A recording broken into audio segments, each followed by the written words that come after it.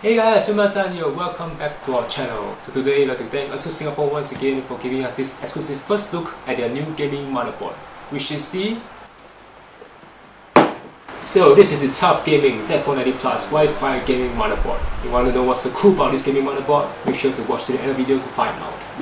So first things first, we gotta do the unboxing of this new motherboard. But before that, let me show you how the board looks like.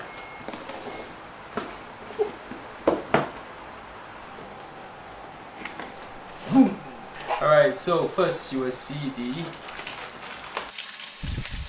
Wi-Fi for the gaming motherboard. Attach this, then you can have Wi-Fi for your system. Of course, you need a motherboard. Let's set it aside first and see what the rest is inside. So we have the I/O shield. Make sure to attach this before you attach your motherboard. You know, if you gotta take out everything again, it's gonna be an asshole. But I don't know, with a Z490 motherboard, we were hoping that this will be attached directly to the motherboard. And you got a SATA cable for your hard drives,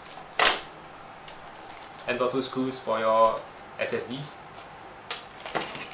User manual comes with stickers to zazz up your board and your PC motherboard drivers. Of course, we recommend you to download straight from the ASUS website. And the certificate of reliability tells you how tough your motherboard is. And we have these two very special things over here. This is the ASUS fan bracket. I believe this is for you to attach a fan to cool your VRAM. So this is your VRAM over here, so there'll be a place for you to attach a miniature fan to cool your VRAMs, because new Z490 CPUs require a lot of power, a lot of wattage, so they could generate a lot of heat. So having an additional fan could help cool your VRAMs better. And this is a M.2 thermal pad, which I'm not exactly sure what it's used for. I think we'll find out when we start to see deeper into this board. So right now, I'll take the board out and show you what it looks like. This is the board itself, very typical of a TUF gaming motherboard. Black and yellow, industrial looking, very tough looking. It's quite similar to the previous board that we did last time, which is the ASUS X570 Plus gaming Wi-Fi. That was for AMD and this is for Intel. If you want to see how that X570 board looks like, check it out in the top right hand corner above. So back to this board, usual design of the TUF gaming motherboard. It's quite light.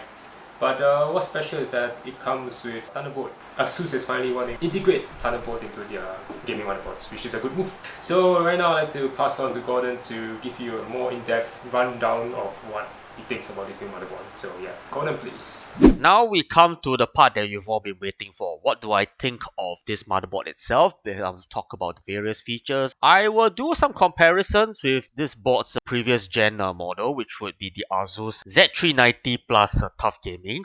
So that one was for the 9th gen, this is for 10th gen, Comet Lake. I'll start from the top itself. So if I were to look at just like the VRMs and the chokes, what I can see, there's quite a fair bit amount more chokes and capacitors. Of course, I'm no build zoids. I'm not going to do 30 minutes of verbal diarrhea with ampere and voltage calculations. But suffice to say, yeah, this is the VRM layout looks more robust. So let's move on to some other things. We have the CPU power in. There's a 8-pin plus 4-pin right over here. Single 8-pin is theoretically capable of taking in 280 watts. So yeah, the extra 4-pin may or may not be there for good reason. I don't know. We wouldn't know until we actually get like a top tier Comet Lake i9 into here, plug it into here and see what the power draw is like.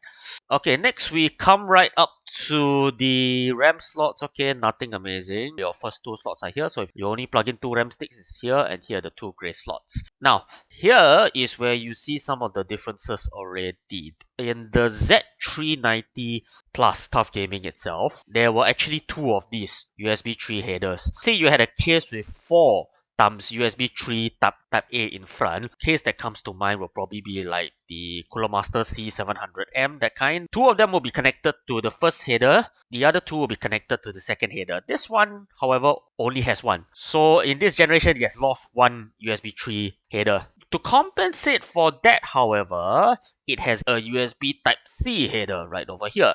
The Z390 did not have this. So I'll say probably the ideal case where this will probably go into would probably be something like, let's say, the Fantech Evolve X, the Fantech P600S.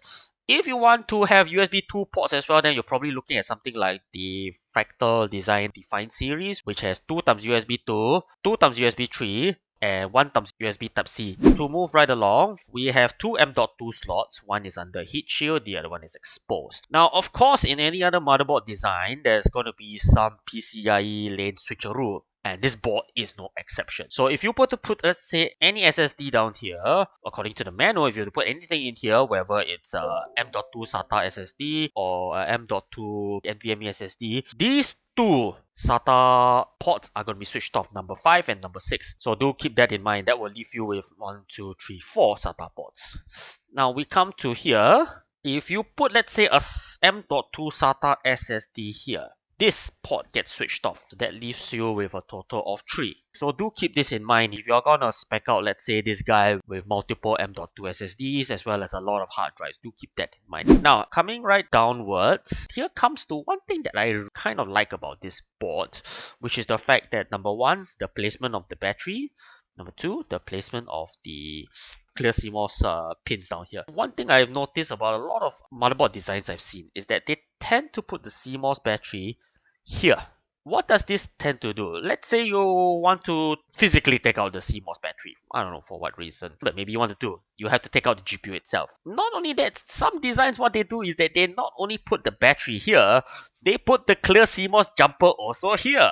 Which means that, yes, if let's say you do something in your BIOS, maybe you tried a little bit of overclocking, that kind of thing, and then you suddenly decide, I screwed up. Then you have to take out your GPU just to reach for the jumper.